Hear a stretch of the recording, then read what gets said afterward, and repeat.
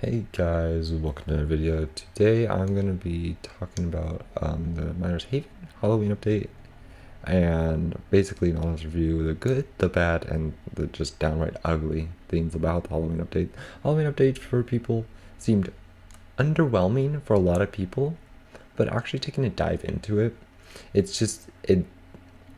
there were bad things about it, but the good actually does outweigh the bad here. Now, I'm just going to get right into it, and I'm going to start good, then get into bad, then get to ugly, and then at the end, I'm going to go into diving into the improvements that they could do in for next year's, if they're going to do next year's for Halloween, or just in general, the next event, basically, which probably would be winter seasonal event. I would like to add that. So, first in the good, we have part 1 and part 2 of the event. Now, part 1 was about killing zombies for points, and that was, that was a pretty cool thing. We've never seen it before in the game. It was very cool how, like, you could just, because it's like, it really gave you the feel like an RPG, really, where you kill enemies to get points, and then you get points to unlock items. That's what I thought about it. Anyways, and yeah, part 2 definitely I feel like was probably the most like they wanted to be like very good, so they spent a lot of the time, I feel like, making part 2, and that's probably why it was delayed as well, which made the Halloween event go into November, but that's fine. But anyways, part 2 was about collecting rock candy, and I ran into Delikar? I don't know how to pronounce it. I'm sorry if I butcher a lot of names. I'm going to butcher a lot of the names because I just don't know them. But yeah, you basically bring rock candy, and whatever he's glowing, you get the rock candy. There was a glitch at the start, was if he did in fact choose the same exact candy the next time, it would just break him and you have to reset the server. It sucks, but yeah. But that was basically part 2. You got it for points, and it was a little bit of a grind, but it was nice to have. And then Goliath Gumball came with that update, so it came with the fixing AFK, but you could have your candy go in the background while you do this, which was really cool. Yeah. Well, anyways, let's get into the next one, which is the map. Now, I don't know if I've ever said this on my channel before, but I am not a big fan of the reincarnation map. It's like, it just has this feel. I just don't like how generally it's a smaller map, but the problem is that it has multiple layers and multiple sections of the map, and it just it's not very fluid, I should say. But this new map definitely expanded upon the outside area and made it more traversable. And one thing that is bad about the new map is the darkness. Oh my gosh, the darkness. It's just, oh my god. But yeah. Anyways, that's all I have to say about the map. It's good. It's definitely better than Reincarnation, but it's nothing to, be overhyped about. Like, I would say the Miners Haven Summer 2017 map was probably one of my favorites. just because Masked Man, Ash Cream Man. But anyways, next is the intro, which was introduced in part 3, I believe, or part 4, one of those two. But the intro is very cinematic, and it's like very cool. The new UI for the intro too, it's really cool in my opinion, and it's very new for Miners Haven, but like it kind of fits Miners Haven a lot better. But yeah, that's all I have to say. It's just intro. But next we have the UI design. Now, I'm just saying design for now because I'll get to that later.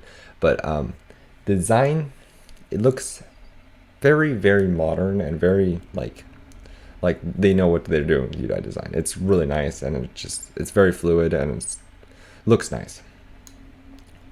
Yeah. Yeah. But then next we have the Phantasm, which was a really nice way of like saying saying, "Oh, if you played previous years, here's your reward to you." That's a pretty cool idea, especially where you didn't just have it unlocked. You had to actually go around the map and crush all the pumpkins with an axe. Sure, it's a little annoying that it's server bound and not client bound, but that's just a minor grievance.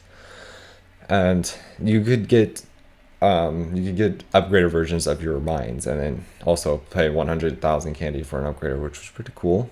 Sure, they weren't anything special. They were like 5 times, 6 times, and definitely the master from the Spook Master was definitely the best one. But that was pretty controversial. But like, I feel like it was a nice little ode to the people who played the game when it wasn't necessarily as popular, which was pretty cool. I mean, I got mine as exotic day because I joined the game in February 2016, which kind of sucks. It's like I didn't agree with him adding it to exotic day, but he did. Bereza did. Yeah, whatever. Next, we have the trick-or-treaters was introduced in part 4, or no, part 3. Middle of part 3, or was it part 4? I don't remember. I'm sorry. But the trick-or-treaters last year, they were really cool. You could get UC, candy, many things, and it was really neat. It was just, and especially this year, you could get a lot of UC, and you could get the rock upgrader, which actually gave you extra candy, which was pretty cool. And next, we have the new relics that they introduced, which was a nice way of basically saying, oh well, it's very cool because they were life 0, of course, because if they were anything above that, that'd be a little bit unfair for the new beginners. But they were really cool, like little additions. Because relics, to me, I'm new to relics. It's just they are like very, like, just underdeveloped, and to see 2 new relics in a one box was pretty cool to me. It was pretty cool. It was pretty nice. And next up, we actually have the music. New music made by Evan Bear 1, which it's pretty nice. It came. I know that Evan Bear 1 did a soundtrack, an OST, and actually published it on Spotify too. I actually have it. It's pretty nice. It's basically the Forbidden Sacrifice soundtrack, which, Forbidden Sacrifice coming out soon. I hope. But yeah, it's the daytime music was definitely got the feel of just like mysterious and like Halloween, and the nighttime felt like this rushing river, or like very mysterious and very like intense, I should say. Now, sadly, that's all the good that I have about this update. Now, see, there's a big chunk of this update was good, but I would say that the ugly, especially the ugly, one of the uglies, really brings down this update. Really brings this update down. But anyways, let's just get right into the bad.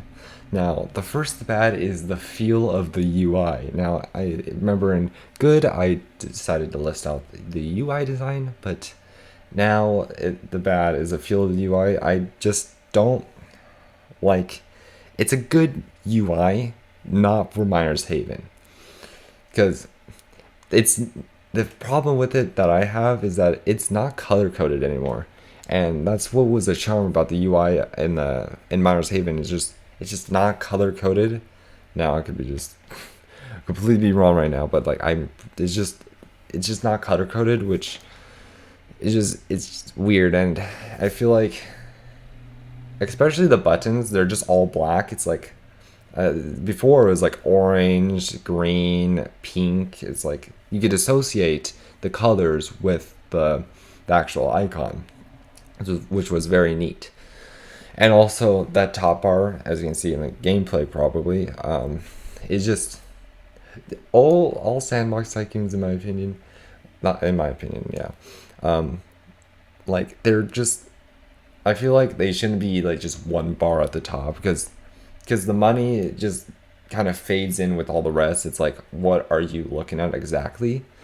So I like the style of where the money is the big in the middle, and then there's on the bottom at the sides at the bottom, like the UI before Halloween. It would be the UC, and then the crystals and the ornament would be below that. I felt like that just looked a lot more pleasing to the eye and more. You could actually just instantly know what you're looking like. Oh, you look at the top. Oh, I'm looking at my money. You're looking at the bottom left. That's the bottom right. That's pink. It obviously you see.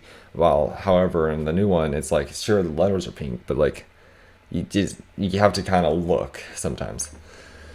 And when you start the game, of course, if you play the game for a while, you'll get to learn the actual thing. But the UI, just memorize it.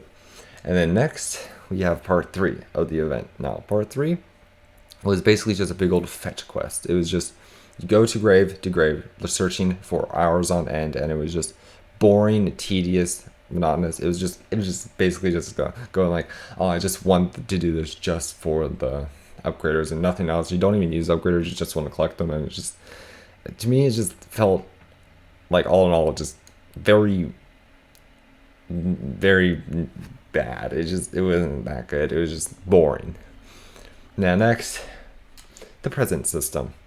Now the present system wasn't a good idea. It was a good idea on paper, but the way they executed it as like a masked man style system was a little bit like, well, if they don't actually give you the item that you want by the time the event runs out, well, then you're just out of luck. You're just straight up out of luck. Like, I feel like they should have probably made it so that present system, just like you just buy it, straight up just buy it, because having it on a rotational timer, it just doesn't work really.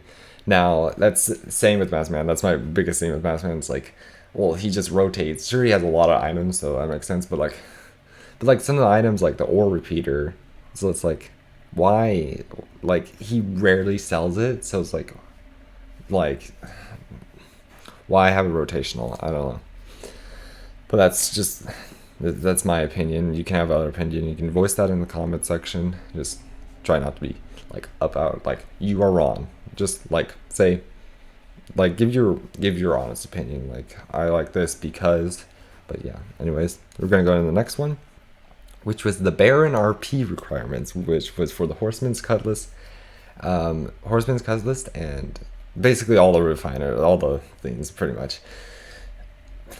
8 million, 6 million RP for a sword that you can get out of boxes very frequently. What were they thinking? Like that's way too much RP considering that you're just never gonna use it. But yeah. Anyways, that's just my thing. Sputax's refiner was also pretty expensive for what it is.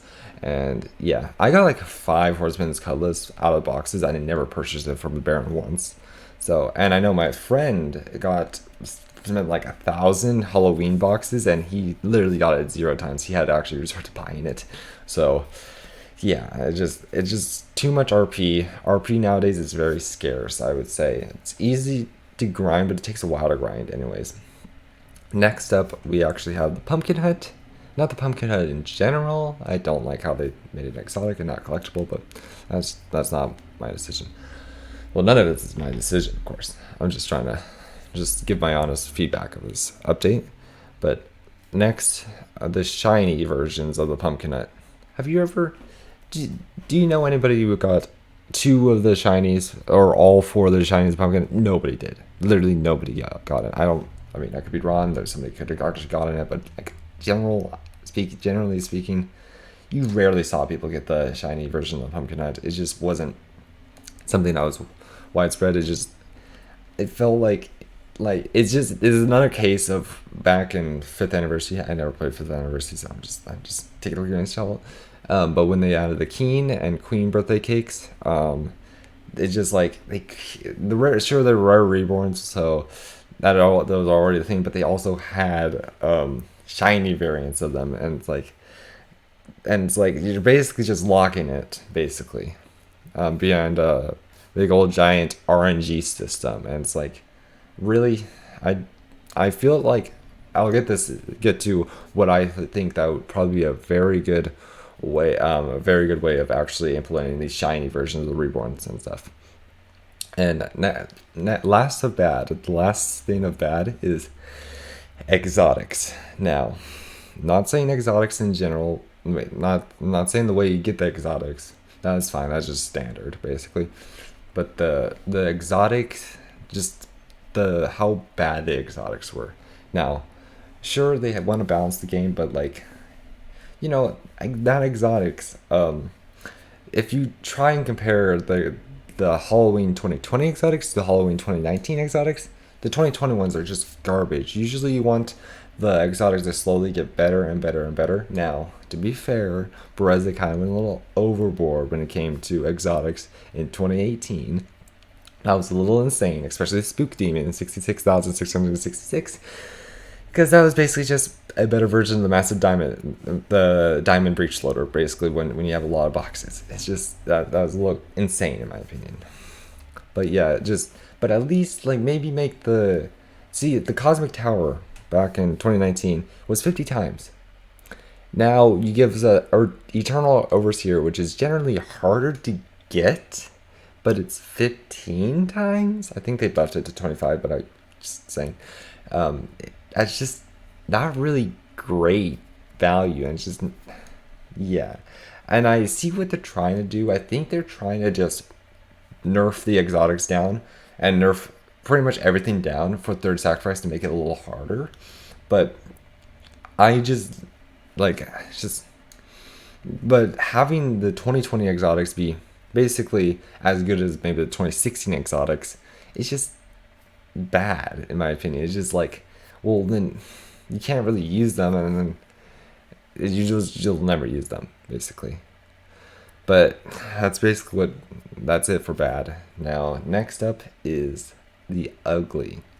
Now, there's only two things in here. One thing is pretty minor, and one thing is absolute garbage, and they need to do better next time.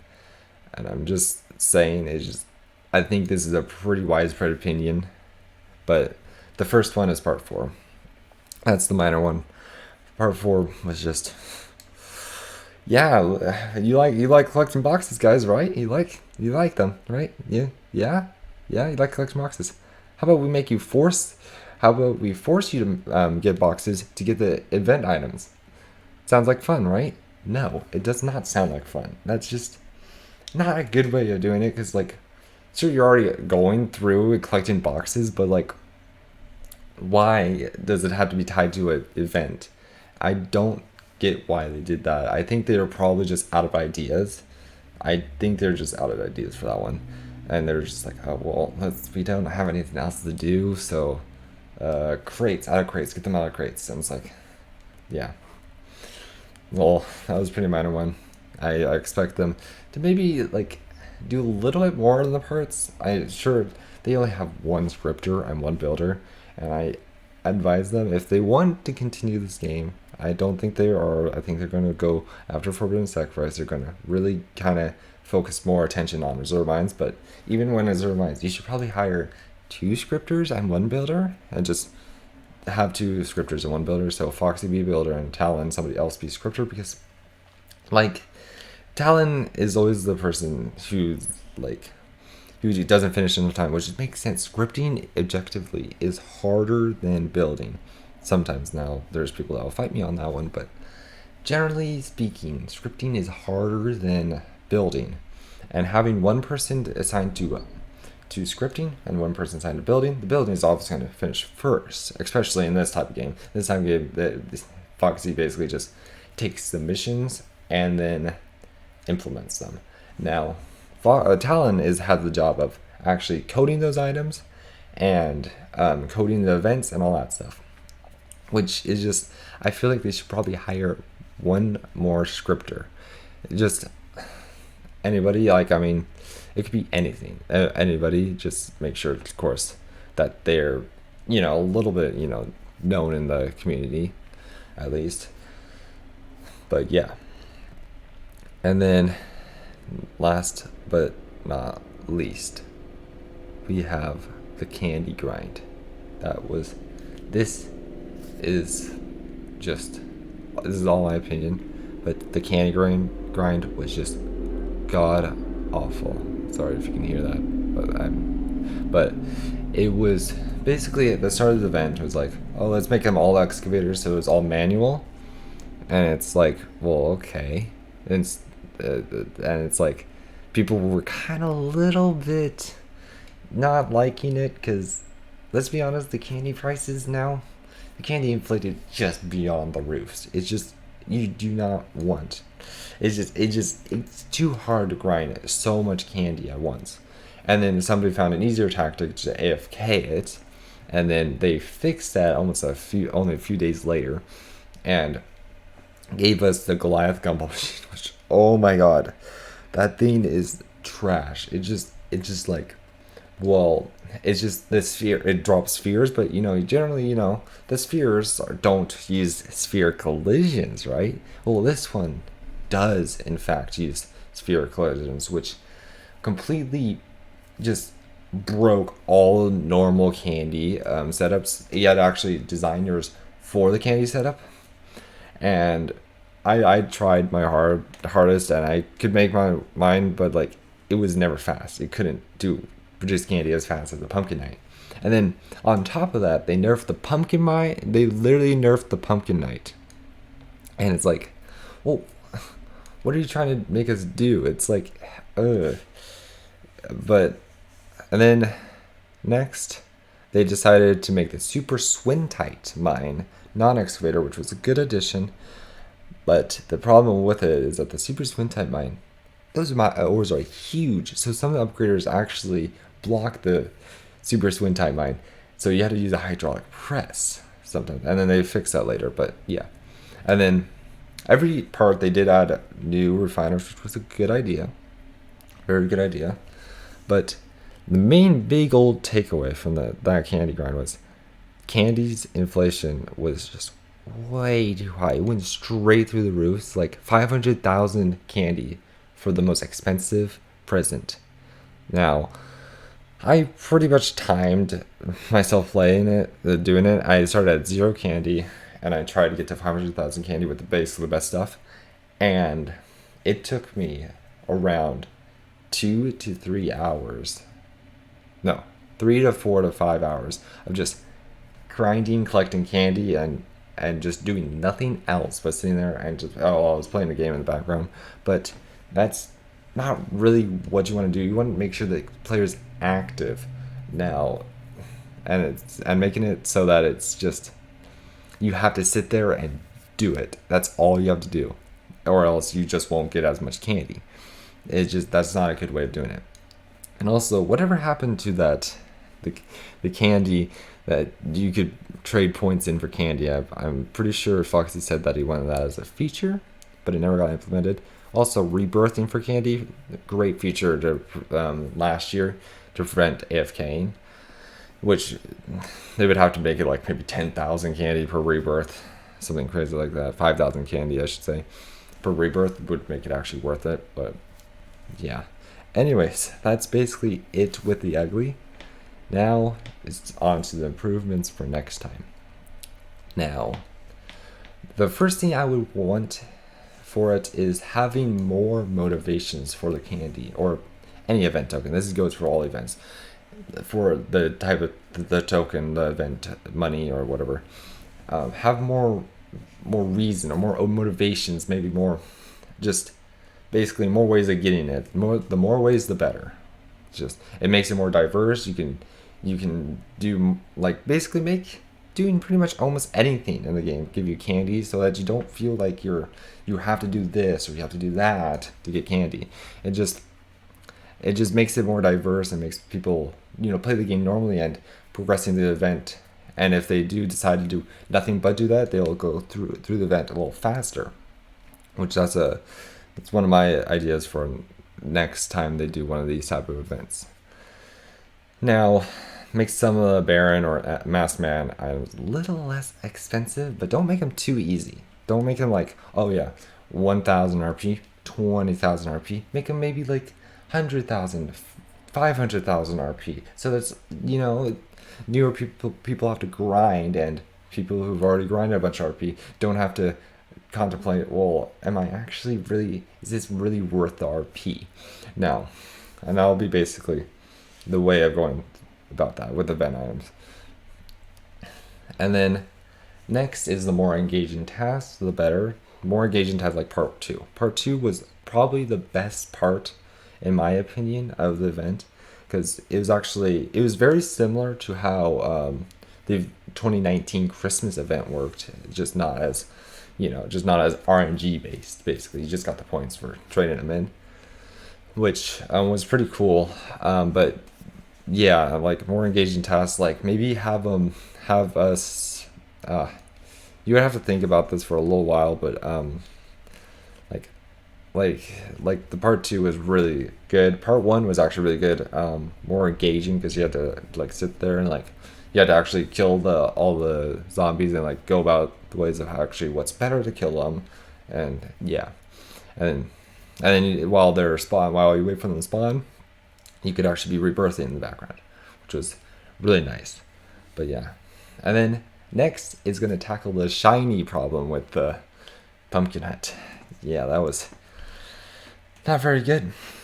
But yeah, it's just have a system to trade a certain amount of event tokens. So like say for this event, it would probably be more like 500,000 candy plus the pumpkin hut, or plus like maybe 10, 15, 25 pumpkin huts, and then you get a random one of the shinies, and that'll be a lot better, because then people would actually, you know, go like, oh, I got all the shinies. It's a good, nice token for saying that you grinded that event. You played that event for a while, and you knew what you were doing. And then, last but not least, just either nerf items, all the items, for third stack, or just make the new exotics a little better.